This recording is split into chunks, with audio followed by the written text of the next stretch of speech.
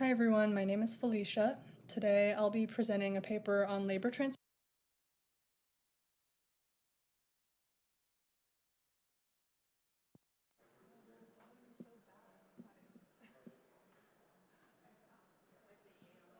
I think that fixed it. At first I thought that this might be a virtual, that like y'all weren't here, but okay, good. Yeah. Oh, cool. And I have my little animations work. Cool. Awesome. I'm just going to actually flip through all of the slides to make sure there's no Feel free sound. to do it in presenter in the Okay.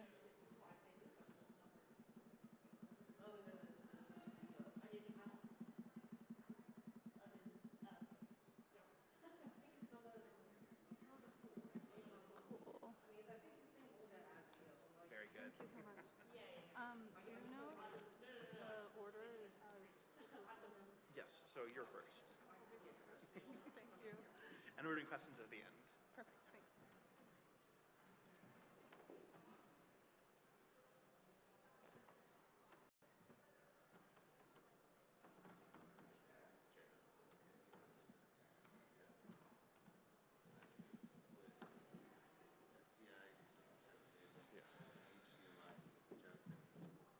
So maybe the SDI at that going out to the tech table is a little screwy.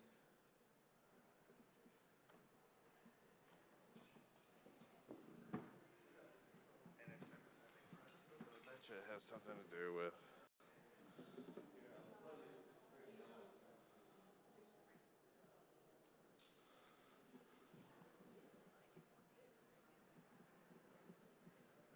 it's freaking out.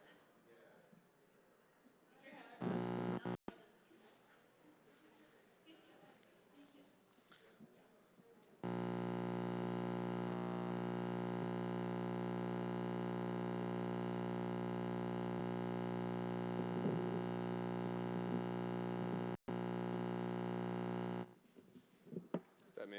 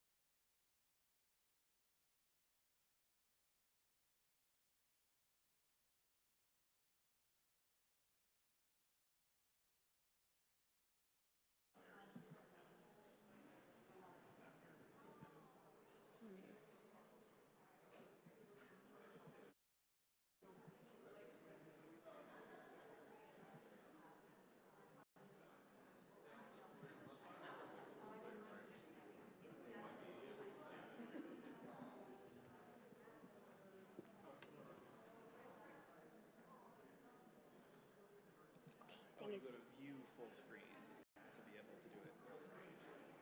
view here. All right.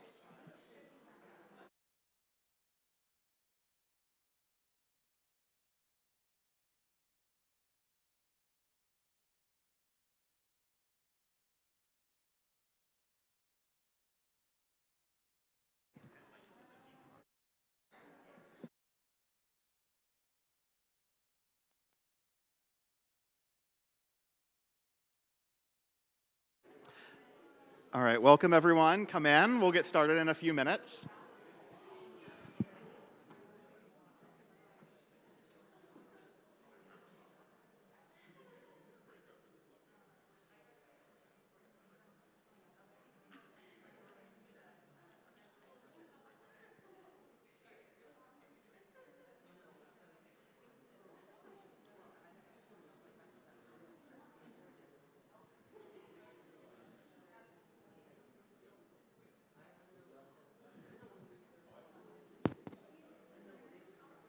Okay, do you want to, you're first, or, okay, you can.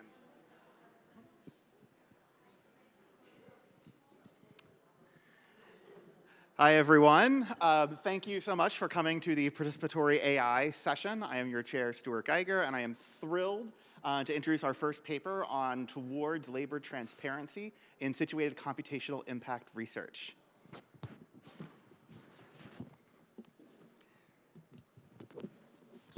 Hi, everyone. Can you hear me okay? Okay. A little closer to the mic. Okay. So my name is Felicia. I'm a research scientist at IBM on their responsible and inclusive tech team, and I'm coming to you also with a disciplinary background in political theory and critical studies. And today, I'm excited to present my research co-authored with me by Sarah and Juanice. And our research is on labor transparency in situated computational impact research. And this work is responding to a growing interest in participatory approaches to tech research and design, and we've seen a lot of that throughout the last 2 days of the conference. In our work, we are especially interested in the question of how to understand the value of community inclusion and the politics of that understanding. So while we're focused on social impact research, I think that our work grapples with a lot of the challenges and tensions that are also relevant to community data practices, end-user auditing, co-design, and so on. So, to set us up with some more context, I think that many researchers are optimistic about participatory research on emerging technologies because these serve as a means to examine and prevent technology-mediated harms, to understand these harms in their historical and social context, as well as to structure more direct engagements with community stakeholders. Yet, at the same time, we can't lose sight of the reality that a lot of this research is conducted in corporate contexts, and this means that we're affected by profit incentives within particular institutions, universities included, and our work is embedded in an industry that values inclusion in different and sometimes competing ways. So, for example, we have all witnessed this critical moment where diversity and community inclusion has suddenly become entangled with corporate strategy, where inclusion becomes a way to gain access to community expertise, or as a way to manufacture community approval of technologies. And we organize some of these concerns under the name of corporate capture. So this is a term that we believe describes a number of concerning trends within the tech industry, from the documented influence of industry funding on tech ethics discourses as a force that transforms more radical commitments to social change to technical and governance solutions. And we also see this in predatory inclusion schemes that operate on extractive terms. We see this in investments in DEI as a mode of absolution or as a way to recuperate business reputation. And the contention here is that participatory approaches are poised to play into these politics in some way or another. And the question is how to develop a critical approach that is sensitive to the threat of capture. And while there's a rich literature that deals with similar and often overlapping issues such as epistemic extraction, affective burden, the colonial dynamics in participatory research. We would like to suggest that because corporate capture targets specifically the value of inclusion, we must also interrogate how that value is created, who labors to produce that value, and by what mechanisms it is ultimately appropriated. And to do this, we present a case study of participatory sessions that we conducted in a large corporate environment to illustrate how specific labor dynamics emerge through our research contexts, conventions, and personal assumptions. And we propose a strategic focus on the hidden labor in community collaborations. So in June 2022, we began work on the Responsible and Inclusive Participatory Initiative, or RITP for short. RITP's pilot sessions were designed to investigate emerging technologies like voice tech, generative AI, neurotech, and we hope to provide a space for interested participants to explore and discuss the impact of these technologies on themselves and their communities. And the initiative identified collaborators among leaders in company DEI initiatives, as well as from business resource groups, which are voluntary organizations that create communities around shared identity, background, and interests.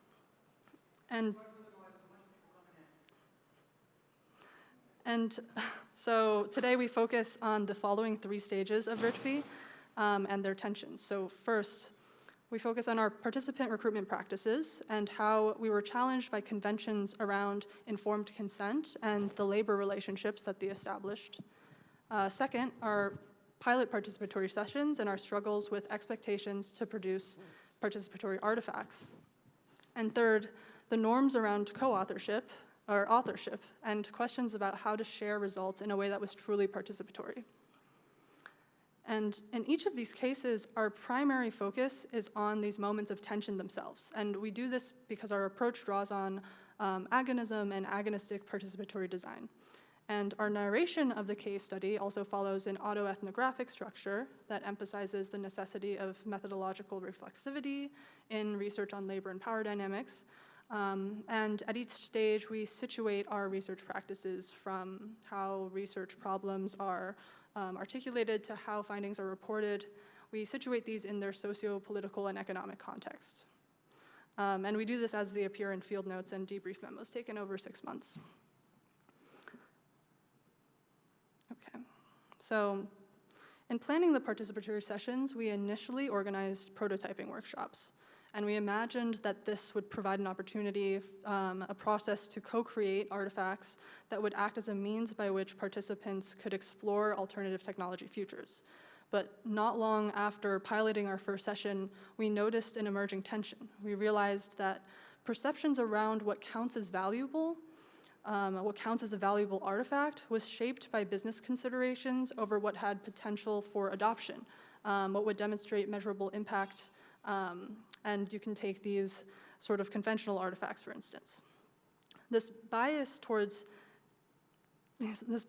tangible, deliverable, and solution-oriented design artifacts is reinforced by a business culture that defines research value by particular quality standards, corporate KPIs, and output-based reward structures. And in this context, our workshop risks taking on the characteristics of a work site. Our methodological decisions and research training would demand a certain type of production from participants, one that we suggest interpolates them as laboring subjects.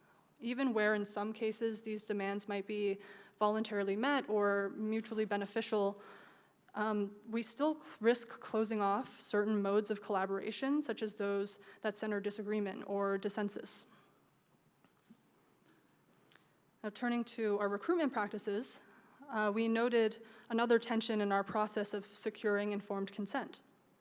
So, in our prior experiences, participants are typically provided a consent form that contractually draws a consent form, and they're asked to read it and sign it in order to indicate a willingness to be exposed to various research procedures.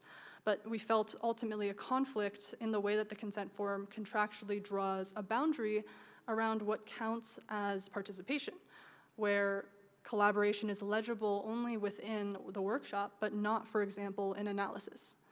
And if we reframe participation as a form of labor, we might understand the ICF as a means to define the terms of work for participants, much like a wage contract. So for instance, where the ICF typically includes a list of potential benefits to participation, we'll see that these are only the disclosed gains. What the ICF leaves out are the undisclosed gains of the research overall. And this is the value that are assumed to belong to researchers and their affiliated institutions, such as publications and funding opportunities and business insights, just as a few examples. By dictating a timeline and distribution of benefits in this way, ICFs carve out a strategic beginning and end of the study, while leaving participants estranged from the value produced outside of that. So lacking in transparency and bidirectionality, this is especially problematic in these moments of our taken-for-granted research infrastructures, as they contribute to potentially alienating contributors from the value of their work with us.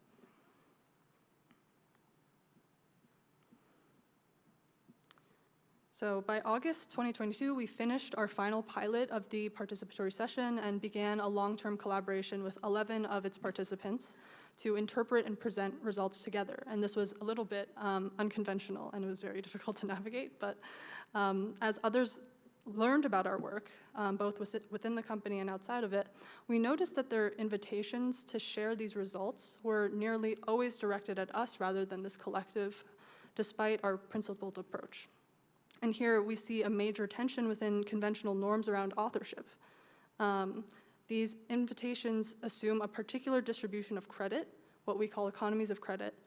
We were identified to speak on behalf of the project, while participants would only be encountered in the distilled products of their labor, such as within quotes, demographic data, sample size, and so on. These status quo approaches to authorship tends to pave the conditions towards corporate capture. As long as results are attributed to researchers and their institutions, we're passing our results through a lens of expertise that makes it vulnerable to neutralization by logics of technological solutionism and the apolitical language of expert lenses. Messy and challenging moments of collaboration that might appear to be layman or uninformed, these are smoothed over. But often, what can be lost is the criticality we don't see. We have been, for example, historically blind to abolitionist perspectives. We construct ignorant publics, and so on. Our research forwards a provocation. How much more critical weight could participatory research hold if they were attributed to large-scale movements and extra-institutional collaborators? So finally, to conclude really quickly with our contribution, we intentionally limited our contributions to a reflexive engagement with RITP, and this was done out of respect for our ongoing collaborators. We're working on a co-authored paper together. But what we can leave you with here today is a language for understanding researchers' entanglement with corporate capture and how our conventions and research infrastructures assume a specific organization of value production and specific labor relationships. And navigating these dynamics is central to justice and equity-oriented participatory projects. So in our full paper, you can read about some tools we developed for researchers. This includes a documentation schema for documenting labor dynamics in order to promote labor transparency and even potentially open the door to negotiating the terms of work with participants themselves. Thank you.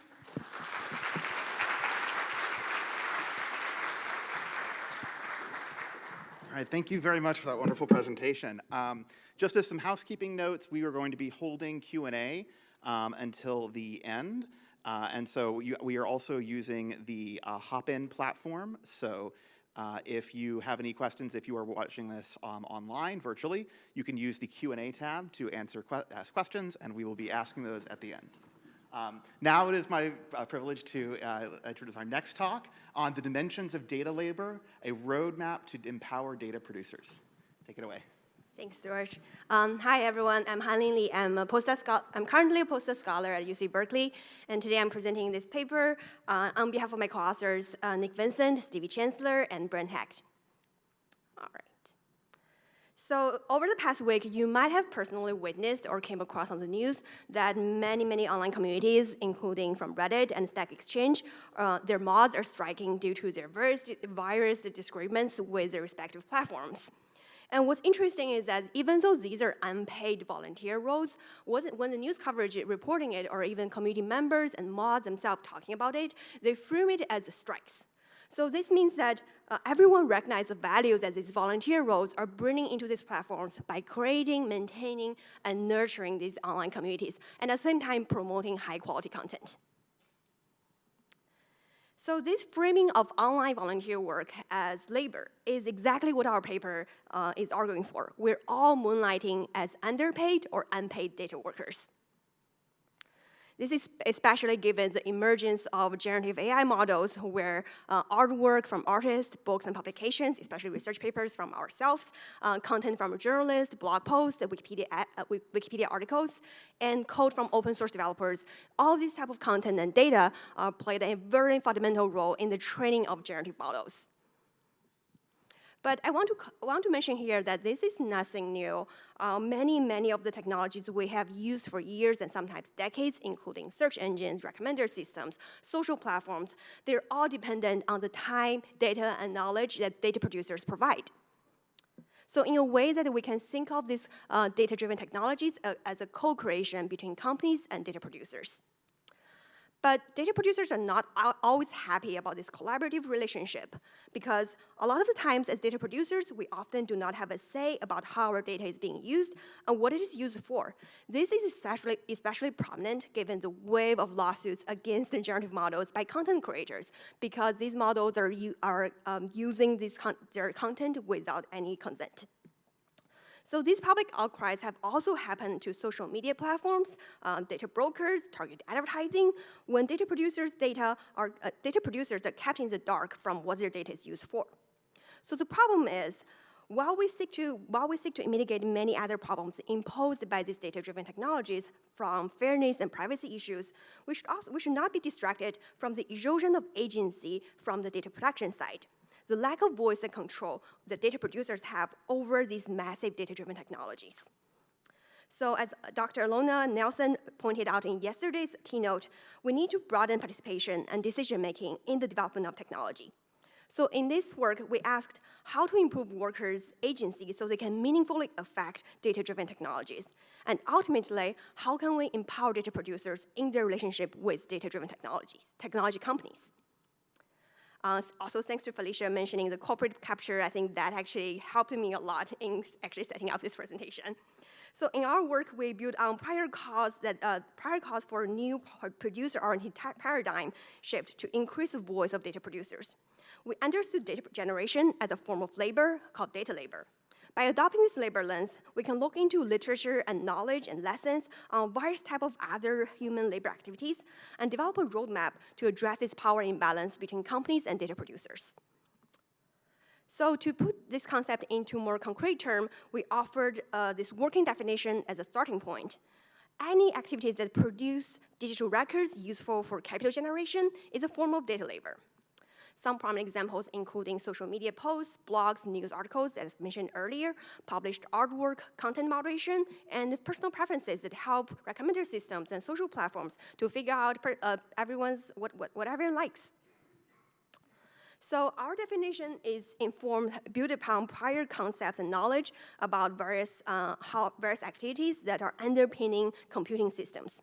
For example, those that study computer-mediated labor and digital labor have long been drawing attention to how computing systems are powered by humans, and not to mention the earlier panel on the humans behind the intelligence. So by looking into these parallels between what we call data labor and the various types of other human activities that scholars have traditionally seen through labor mentioned earlier, we constructed a taxonomy with 6 key dimensions, and more importantly, we outlined how these 6 key dimensions can help us discover ways to empower different types of labor activities. Given the time limit, I'm only going to cover 2 of them on this graph, but for more details, definitely check out our paper. So the first one is legibility dimension. We asked, do data laborers know that their data labor is being captured? So we have illegible data label on the far left, for example, generating user interaction logs, where people don't always realize that their actions or activities are being captured. And on the other end of the spectrum, we have legible data label, like providing ratings for user-generated content platforms or completing image labeling tasks on Amazon Mechanical Turk, where all these activities, people can clearly see that they're being captured on their user interface. Now, naturally, if we think along this spectrum, if one doesn't have any awareness of their data being captured or their labor being captured, this naturally prohibits them from exercising any leverage they may have. So to think of empower illegible data labor, we need to first raise awareness of the capture of this labor. Making data legible is a necessity for action. So for researchers who are thinking of empowering data producers, this means there's an opportunity to develop tools to equip data laborers or data producers with knowledge about their contribution to intelligent technologies. And once we get to the point of legible data labor, or for those who are already on the right end of the spectrum, there are currently individual actions that people are taking to purposefully affect what companies or systems are capturing, what kind of data they're capturing about themselves. So, for example, using privacy-preserving plugins or deleting content or their activity logs. So for researchers, there's an opportunity for us to broaden such participation and help data producers to organize collective action to essentially influence tech companies. Now, the second dimension that I want to mention is that we looked at the overlap with livelihood dimension, where we asked, is data labor part of occupational activities? Or does it overlap with someone's livelihood? So on the left, we have data labor that has no overlap with one's livelihood, like providing implicit feedback to search engines.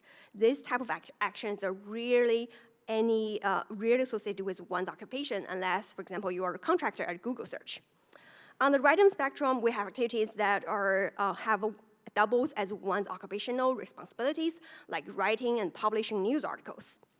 Now, thinking about how to empower data producers along the spectrum, one thing that I want to caution is that we should not ignore activities that fall on the far left of the spectrum. Yes, far left. Because this type of data labor may create new professions as AI and other technologies need more high-quality labels and data sets. For example, crowd work has emerged from companies' needs for high-quality data labels and data sets because their previous collected data sets like hashtags and comments are no longer sufficient for them. So for researchers and activists, this means that we may want to keep monitoring emergent data labor opportunities that take non-traditional career form, because one day they might become fully compensated work. And we should proactively identify opportunities to protect laborers' rights, such as fair wage and supportive working conditions. Now, going to the right end of the spectrum, for data labor that are already on the right end of the spectrum, with rising public awareness about the value of data, as we have seen earlier with the content creators' lawsuits, the time may be ripe for data laborers, data producers, and content creators to have this conversation or pursue back pay in monetary or non-monetary form from companies that benefit from their work. This is particularly an urgent task in the domain of creative industry, given, again, its emergence of generative models. So our paper outlines some general directions for researchers, activists, and policymakers. But if you're interested in more direct actions, my co-author, Nick Vincent, who is also at the conference, we wrote this op-ed highlighting some direct actions that the individuals may take to gain control over their data and their data output. Now, I want to wrap up this presentation with a provocation for the research community. On the right side, this is a source where massive web collected their content or training data sets. These data sets have been used to train many large language models. And the question is, does the research community care about the reuse of our work, especially given the emergence of misinformation that is being generated or propagated by chatbots or generative models? And if so, what can researchers and publishers do to address this concern? If you're interested in talking about these potentially wild ideas, I'm sure myself and my co-authors will be very happy to talk about during this conference and after this conference as well. So one thing that maybe there's opportunity for us to think about is to learn from the way that Reddit mods and Stack Exchange mods that have quickly organized in response to some of the platform changes that they have experienced. And I just want to throw this idea out there. And now this wraps up my presentation. Thanks for coming to this talk.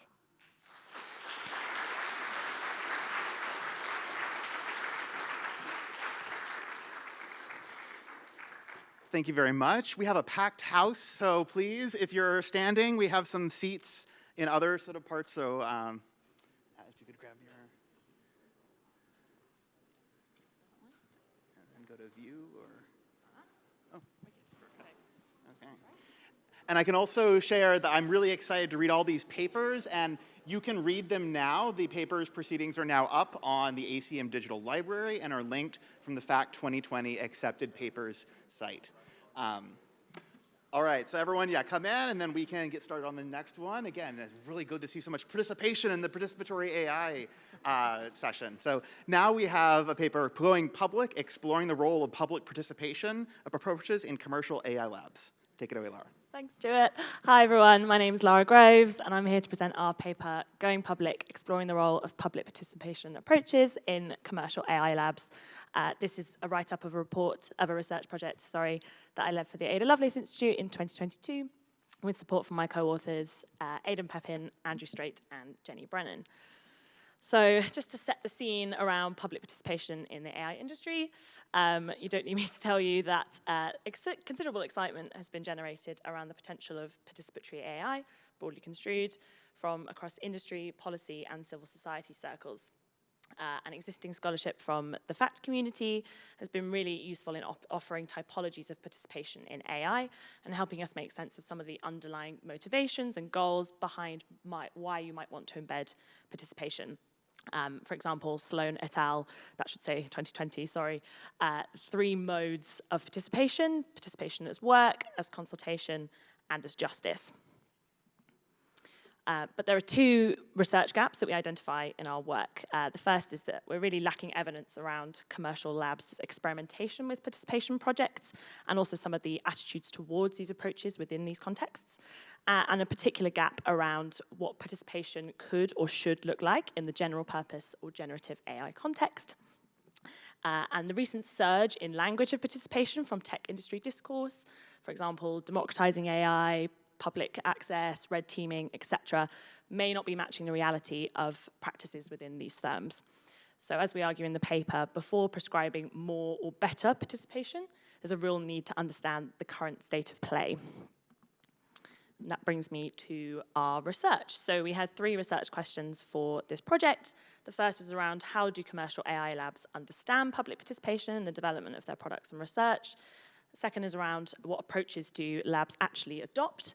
And the third is around the obstacles or challenges that labs experience when implementing these approaches. And we investigated this inquiry across 2 research verticals, a literature review and semi-structured interviews. I reviewed theories of participation from deliberative democracy and sociology, participation in design, particularly emanating from the field of human-computer interaction, and specific projects looking at participation in AI development. I then conducted 12 semi-structured interviews with a mix of practitioners and experts, 9 industry practitioners with a stake in participatory AI, and 3 with experts who have experience in or knowledge of the tech industry. I'm just going to walk you through a snapshot of the findings from the paper. So the first is that there's no obvious convergence around a particular set of participatory approaches or methods in these spaces. And participatory AI at present is operating as something of an empty signifier. And when we probe around the kinds of approaches that might be in use in these spaces, we find a really mixed picture. And I've reproduced table 2 from our paper that maps some of the approaches cited by interviewees as potentially falling under the banner of participation. So you'll see, for example, the long tail of the user research style approaches to more deliberative approaches like citizens' juries, and even something like open source release models as potentially forming a model of public participation. But the most common kind of approach that surfaced during interviews was a kind of basic consultation with subject matter experts, usually with groups to which companies have existing ties, and where members of the public or community groups are often not involved at all. And it's important to note that even when members of the public and community groups are involved in these projects, there's no guarantee that their participation is going to be respected and valued. A notable example that we share in the paper is of a practitioner who essentially gets told to go back and get a different answer from participants after completing a project.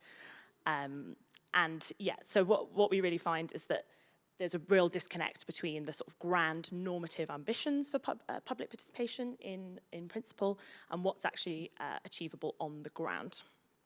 This brings me to the next finding, which is that participation in commercial AI experiences a number of challenges. And while it's true that not all these challenges are unique to the tech industry, some of them do take on a particular magnitude when we consider the commercial context. So the first is around resource intensity. It takes dedicated team members, considerable timeframes, and even larger budgets to conduct even quite narrowly scoped exercises. To quote one of our participants, it's just not low-hanging fruit for most companies whose shareholders would not mind at all if they didn't undertake any of this work. There are also acute challenges of misaligned incentives and atomization. We spoke to a ton of really passionate advocates for participation in this study who reported feeling disconnected from potentially other motivated teams and individuals within their organizations, and really struggled against the sort of cut and thrust business mission and corporate mission of their companies that prevented sort of meaningful practice. Another concern that came through really strongly was that practitioners are really concerned around exploitative and extractive practice, and a couple even mentioned the phrase participation washing, which is from Sloan et al. Again, many of them referred to their positionality as workers in large and powerful corporations, and were concerned about how the power imbalances would play out when working with members from historically marginalized and disadvantaged communities. And I'll leave you with that spicy quote on the right. Participation, it's important to note, is really challenging to conduct in contexts which lack a clear use case, and this has implications for the current generative AI and general purpose moment. How do you get members of the public to deliberate on a model like GPT-4 with numerous downstream applications and even larger potential impacts? How are those contributions then effectively wrapped into ongoing model development? And across, there's this challenge of scale, right? So across diffuse AI value chains, particularly around who's responsible for and accountable for taking the findings of participatory projects forward in a way that's meaningful for both participants and also organizations themselves. And while we think this is an important contribution to this space, I want to just recognize the limitations of our work, namely the small sample size and the fact that not every lab is represented in this study. But we, as participatory AI continues to capture broader public interest, we argue in the paper there's a need for a real sober and clear-eyed assessment of both some of the opportunities of these approaches, but also their limitations. So yeah, there's a real need for kind of further research at this intersection. As we identify in the paper, there are a few areas primed for further input, and I'd really love to hear views on these from you all across conference. So the first is, what should further experimentation with these approaches in industry actually look like? Noting, of course, in the weeks since I got the camera-ready version of this paper done, that OpenAI have released, of course, a call for democratic processes in AI. So it'll be interesting to see what emerges from that project. The second is around how we build internal and external incentive structures to encourage experimentation in commercial AI labs. What are the tactics that we can leverage? And the third is around how we might challenge potentially damaging narratives around participation, such as the idea that participation is somehow antithetical to innovation. Great. Please tweet me, email me any questions. I've actually not put my details on there, which is not that helpful. But yeah, thank you. Thank you very much for listening. Enjoy the rest of FACT.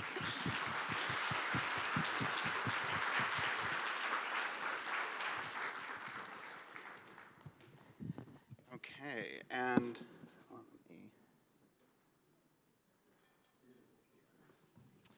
okay, and yes, if we could have all the authors, or who are here at least, will be.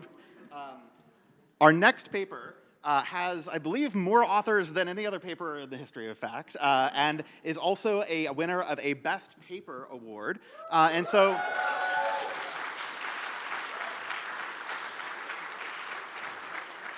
And so it is my honor to present this Best Paper Award to the authors of The Queer in AI, a case study in community-led participatory AI. Can we get a photo?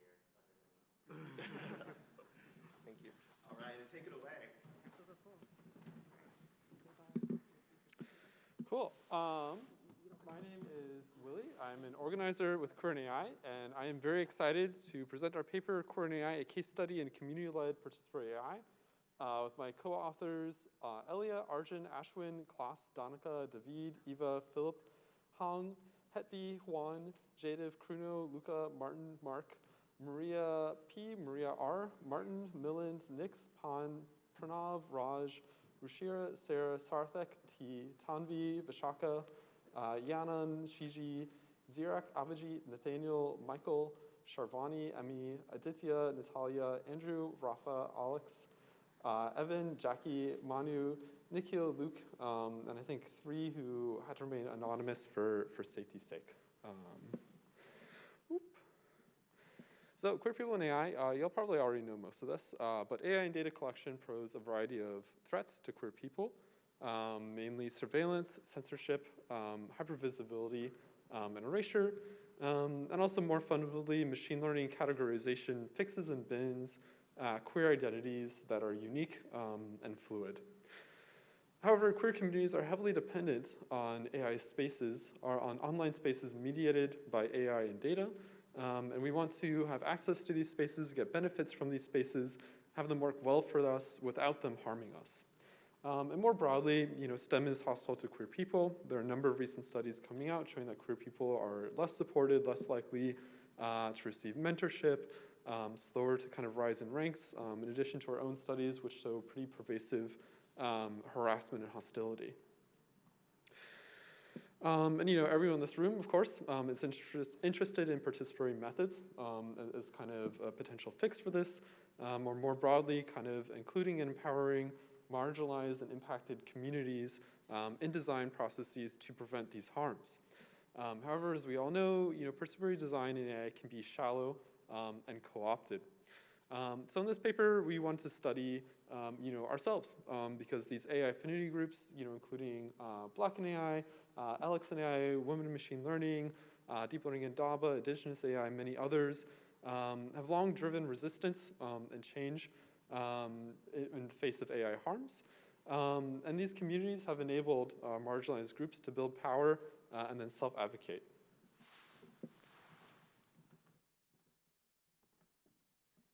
We have our own process here. All right. So, I think there's more slides. That's you? No, that's you. Okay. Okay, yeah, I'm sorry. 1 second. This is just a different photo. Okay, cool. All right, so in particular, we go ahead and showcase what Queer in AI has achieved as an organization in the area of participatory AI, and the challenges it has faced. Queer in AI operates around the core principles of intersectionality and decentralized organization, leading to many community-led initiatives such as financial aid for graduate school applications, presence at major AI conferences in the form of workshops and socials, an inclusive conference guide, and advocacy for queer-friendly practices for conferences, and in particular, trans-inclusive publishing. At the same time, Queer in AI has faced numerous challenges with hierarchy, accessibility, and funding.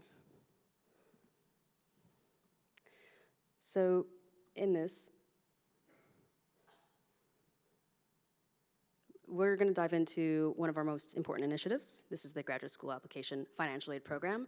So applying to grad school can be expensive, as we all know, and this can be particularly challenging for queer individuals and those from the global south. That's why Queer in AI provides financial aid to cover applications and test fees for STEM graduates and medical degree programs. So here our goal is to remove the financial barriers and promote access to higher education. We also focus on geographical diversity and building solidarity among queer scholars worldwide, recognizing that inequities in financial aid distribution is real. It can be used for any graduate school program, including master's or PhD degrees, and it's open to international applicants, including those from non-US universities. Overall, though, our financial aid program empowers and supports queer scholars addressing that financial burden and promoting inclusivity and representation in STEM fields.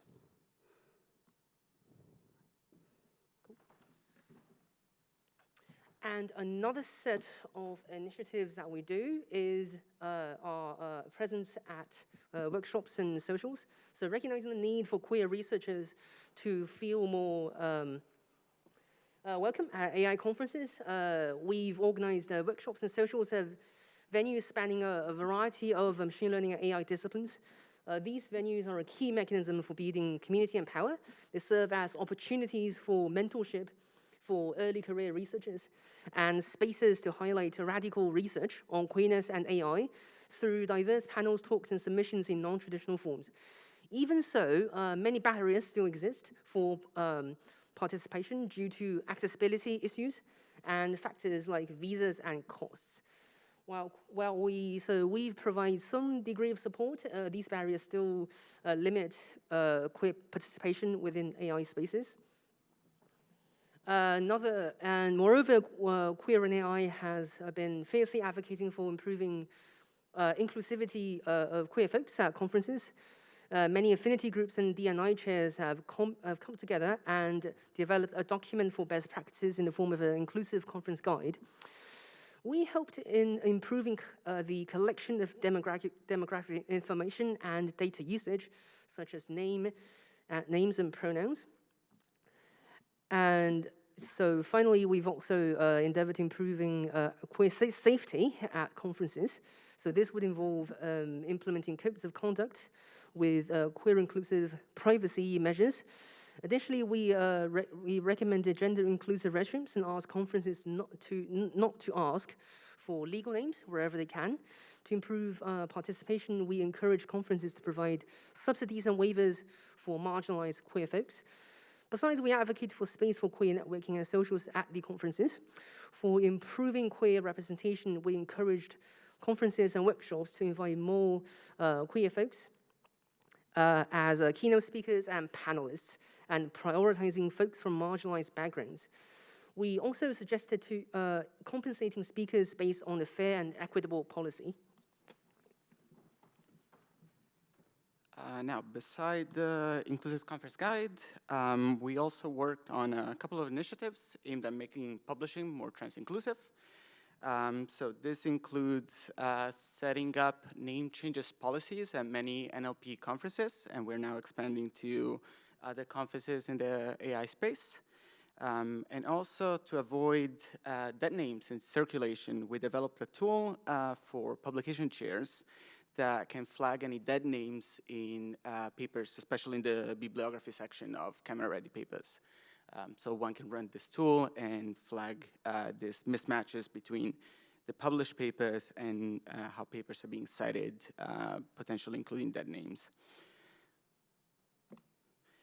Now, the participatory structure of Queer and AI is not free of challenges, and we would like to take a few moments to reflect on some of these barriers. One of them is associated with the structure. Queer and AI largely aims to operate with a hierarchy-free model to achieve a good power balance between all members that are involved in Queer and AI. However, there are a couple of instances that limit this hierarchy-free structure.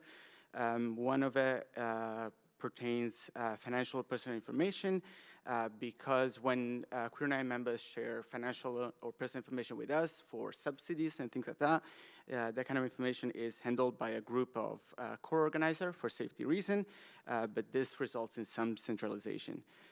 Additionally, there is a de facto hierarchy that emerges based on the experience of the organizers, which can discourage new organizers from taking lead roles on specific initiatives. To address this issue, Queer and AI strives to include new organizers in the core team as frequently as possible, and we create format roles for diversity and inclusion to try to mitigate some of the issues when they arise. Another challenge that Queer and AI faces in organizing is accessibility of participation, both for organizers as well as members. Queer and AI structure and operational designs discourage participations from members from many communities. For example, because Queer and AI is primarily volunteer-run and virtual, it discourages participation from folks who cannot do free labor, or do not have stable internet access or access to a computer. Further, organizing can be exhausting, as members of our organization both deal with many queerphobic situations as well as directly research harms to queer people. And so this exerts a toll on the mental health of organizers. And this is reflected in our survey where our members indicate that they deal with stressful mental health situation, particularly around conferences.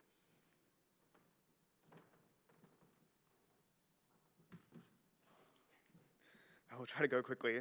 But Queer and AI events are primarily at conferences held in the global north, and organizers primarily work at US and European institutions. Organizer meetings are further often aligned with American and European time zones and require English proficiency. Queer and AI does hire expert human transcription services for conference events, but cannot afford to do so for every organizer meeting. As a consequence of such accessibility barriers, Queer and AI has much weaker networks in the global south. This is reflected by the figure on this slide, which shows that an overwhelming majority of organizers reside in the USA or Canada, with the least representation from South America and Africa.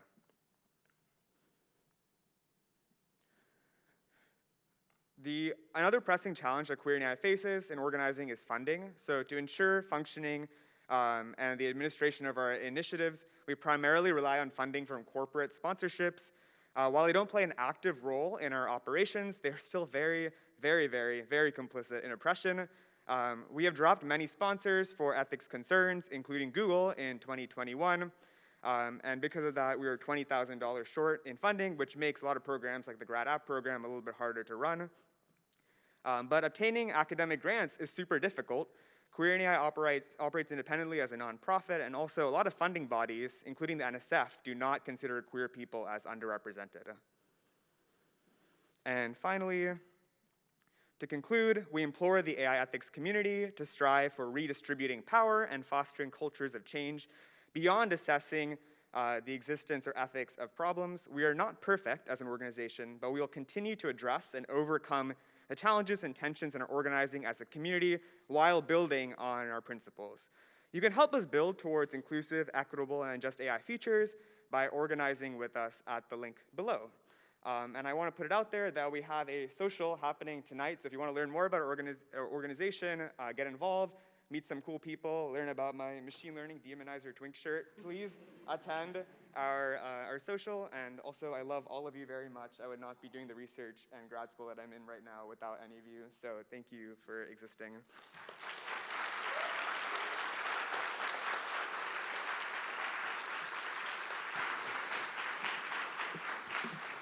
Oh, bro, thank you so much for this wonderful presentation.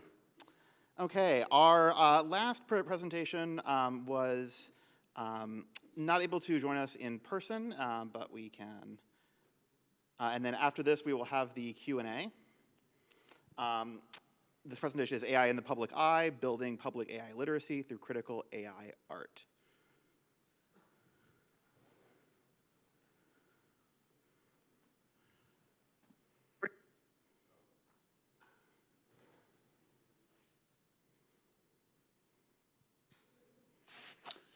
Hello, I am presenting our paper, AI in the Public Eye, Investigating Public AI Literacy Through AI Art. In this paper, we are concerned with the potential for the arts to offer alternative and novel approaches to developing AI literacies, specifically public AI literacies, and with what AI developers and scientists might learn from this. There is an urgent need to develop critical literacies and for fresh perspectives on the kinds of literacies we need. Various narratives abound in the news, while different types of generative AI have been proposed as tools in the workplace and indeed all over our public and private lives. We have seen the emergence of AI in the domain of the arts, such as DALL-E and Midjourney, and the beginnings of organized pushback to this. The intersection of AI and art has a long history, and yet to date, the arts have been underrepresented in the domain of AI education and literacy. Studies of critical AI art have investigated the socio-political and ethical dimensions of creating AI art. The arts provide a space for critical interrogation of emerging technologies, both building and challenging our understanding of them. Artists bring a creative curiosity and a certain freedom to invert or propose new perspectives. By testing the limits of these technologies, while also exposing the very mechanisms by which they operate, the arts can help us to question their promises and risks. While a lot of current approaches centre on explicating the technical workings of these systems or analysing the power dynamics which shape them, our study takes an experiential approach. We do so in the setting of the new real, an experimental approach to collaborations between artists and multidisciplinary researchers working on AI, which funds AI artists and supports their creative inquiries. In enabling development of artworks, it also facilitates new perspectives and framings of AI. The ambition for the group is to support the creation of significant artworks and to inspire new concepts and paradigms for fair and inclusive AI. Particularly here, we discuss findings from 3 workshops conducted during the initial phase of the project. Working alongside AI artists Anna Ridler, Caroline Sinders, and Jake Elwes, who were part of a 2-year collaboration with the New Real. We set out in this study to understand the artists' motivations, conceptualizations, approaches and strategies for designing interactive artworks, with a specific interest in understanding how these might be understood and what they might contribute as part of a literacies practice. This took the form of 3 main research questions. What strategies do the artists employ to make artificial intelligence tangible and explicit in their work? What are their intentions concerning AI literacy? Could these sorts of artistic strategies offer a novel and distinct approach to building AI literacy? And how can knowledge exchange between artists and AI researchers inform framings of AI, potentially facilitating conceptual leaps? The workshops we conducted started with introductory talks from the artists, where they set out their previous works and their interests. We invited a broad range of discussants, including, but not limited to, explainable AI, moral philosophy, science and technology studies, design, and robotics. We found that the artists we worked with were particularly concerned with making visible the underlying structures and systems which constituted the artworks. In the words of Caroline, unpicking the whispers of the data appearing in the outcome itself. This idea of, as Anna puts it, opening systems up to the public. This involved revealing gaps in the data and materializing the hidden human labor. Our findings surfaced specific strategies and mechanisms. These include the use of defamiliarization as a technique to shift and open new perspectives, employing uncanniness, creating objects in the uncanny valley of similar to, but not quite the same as, more familiar objects. The artists employed imagination, speculation, and playfulness as ways into contemplation of broader concerns of ethics and political philosophy. A Trojan horse, as Caroline put it.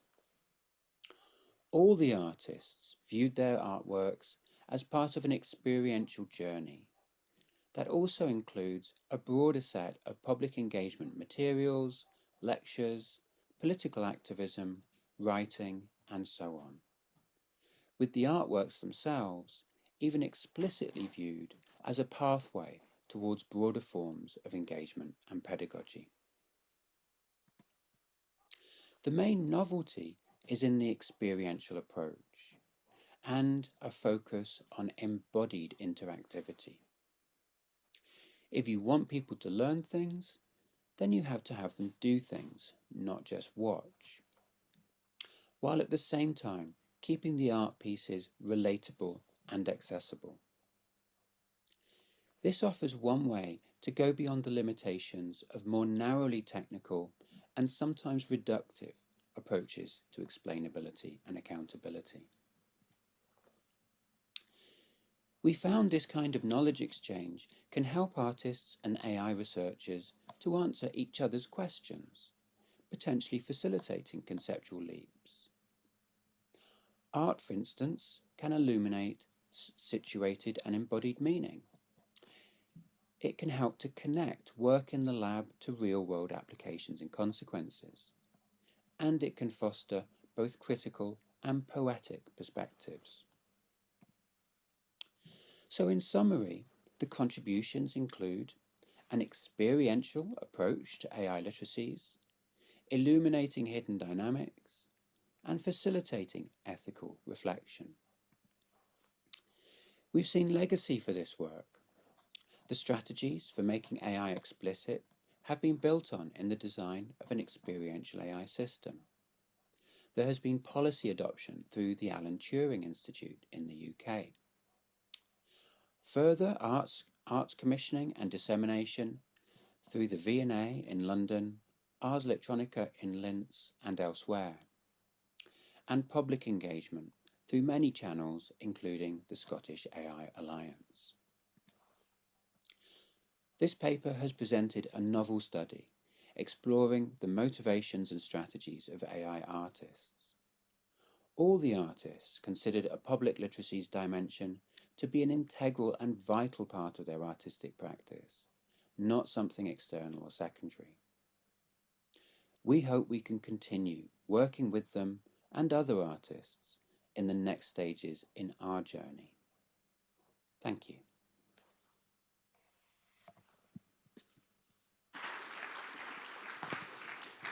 All right, so unfortunately, we only have 3 minutes officially left in this session. I think it would be ironic to not have any participation in the participation session. So I might say if you need to go to another session to set up, please do, but we can maybe stay here for about 5 minutes extra to ask some questions.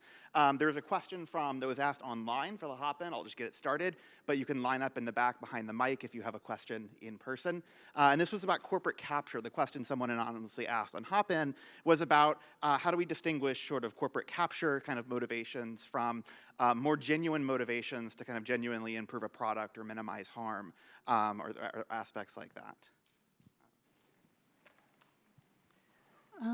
I really do like these kinds of questions because I think that it gets at important ways to approach like the genuine like desires of researchers to do participatory research and the persistent sort of forces outside of individual intent and individual purpose that are sort of market economic forces that sort of are just persistent within the industry.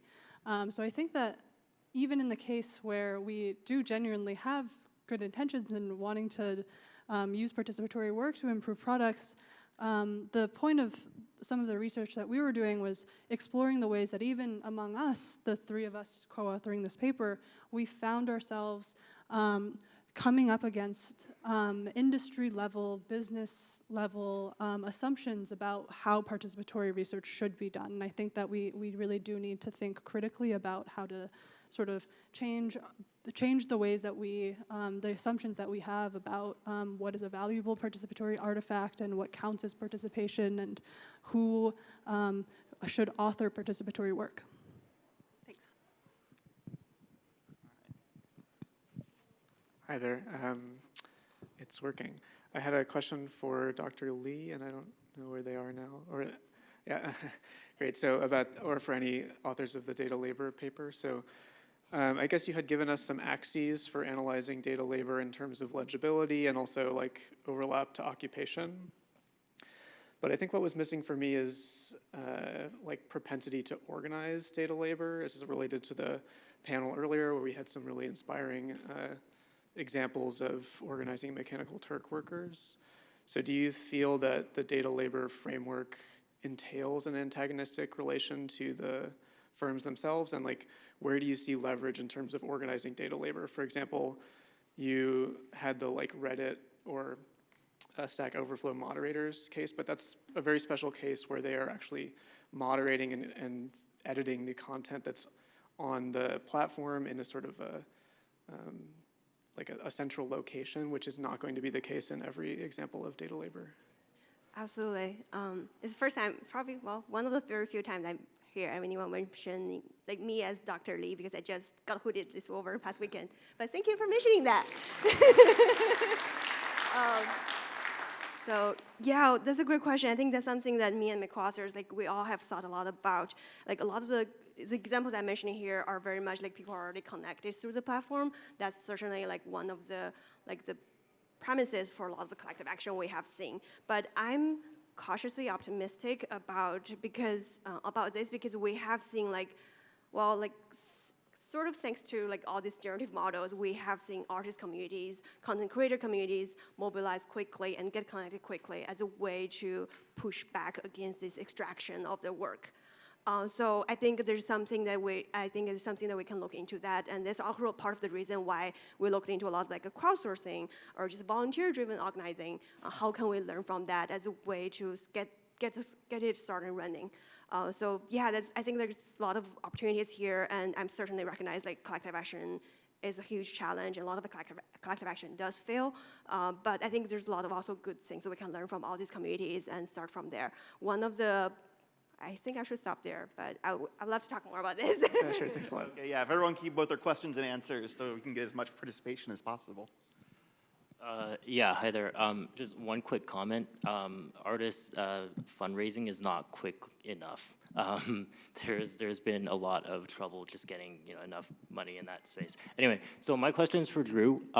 You've talked to a couple of AI artists, and one thing that you've mentioned is. He's not here. Oh, he's not here? Yeah, my bad. Okay. Is there anyone from that paper here, or? No, I don't believe okay, so. well, then. You should email them. Yeah, I'll email. We have a craft session on AI art just over there in the next time slot. Thank you. Hey, what's up? I had a question for the person who was, I'm sorry, I forgot your name, who presented about like the semi-structured interviews in global. Hey, yes, that was so cool, and everyone's talks were awesome. And a question that I have for you is, given that there are so many ambiguities and lack of alignment in incentive structure, I wonder if a potential first step is even having kind of organizations, especially those that have several teams around forms of social capital that involve critically informing different kind of products. Like if it makes sense to first build out a kind of model of participation internally so that kind of starts to break down, like as part of like final slide of like the experimentation. I wonder, I'm sitting on that, and I've been sitting on that for like a long time, and it really excites me to see that kind of mobilization. And I feel like one barrier often, and I just want to get your thoughts on this, is like, we want to do all these things in connection to, these communities, but we haven't even figured our stuff out, like internally. So I'm just like, and obviously I definitely want to see that. I want to see that grounding of like, especially the data activism. I want to see that percolate across strategies. And I'm wondering if maybe looking at internal structures in organizations to be a starting point. Thank you for your question. That's a really great question. I think the point is we're not starting from a blind position, right? So there's a long history of user research and public participation in local government and in areas where there's a kind of a broad public incentive to, enact good governance principles. So I think there's this kind of nervousness around, we don't want to get things wrong. So what are the models that we can use?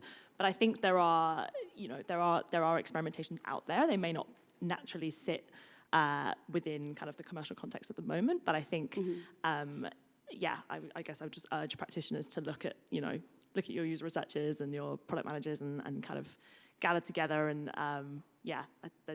there's just some internal kind of collaborative piece that I think needs to be done. But right. yeah. To even imagine like collaboration with external components. But like, I guess maybe this question turned into like more of like a logistical question in terms of strategy. So yeah, okay, cool. Yeah. But feel free to come. I'd love to chat more, so come grab me. Okay, cool, thank you. Awesome, thank you.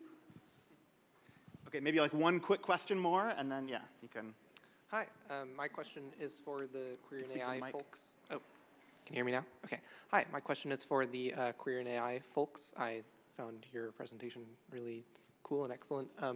I was wondering, so I found it very striking, the table of like mental health eventualities you presented as a consequence of like the conference-based structure of the organization. And I was wondering if y'all had, if there was any interest in doing like a more institution-based, like having local chapters at institutions that meet at like regular times, so that it's not just a conference-based thing, given that conferences are so stressful.